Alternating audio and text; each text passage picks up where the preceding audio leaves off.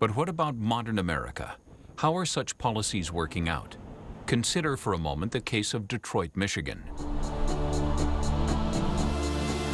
We are not in a third world nation. This is Detroit, Michigan. Detroit's a war zone. They came and gave the houses away.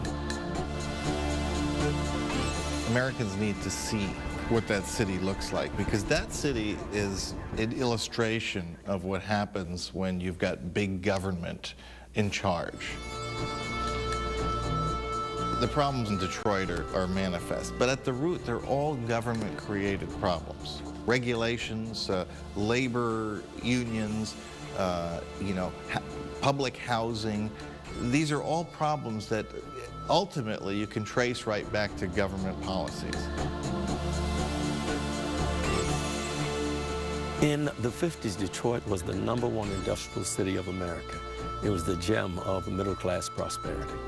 Reverend Levon Ewell of joshuatrail.org has been a Detroit area pastor for 42 years.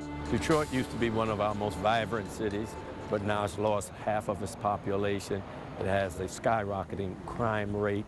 So the city's been devastated through the social programs that were employed over 30 years ago. One of the tragedies of this city is that only approximately 30% of their kids graduate. Almost 70% of their kids do not graduate from high school here in Detroit.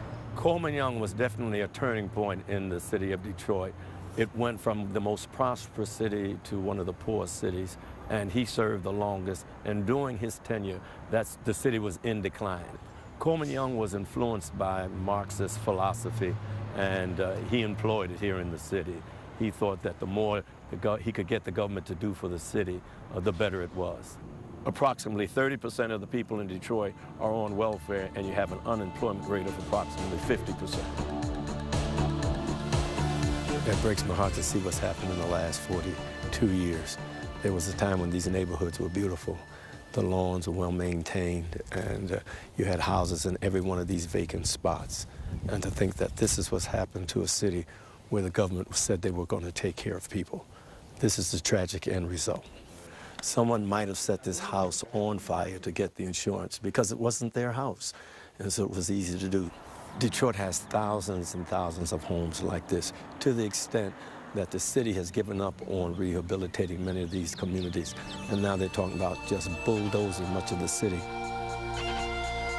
If we continue to do what Detroit did for 40 years, give people things they didn't work for, give them social programs, we can expect this to happen all over America.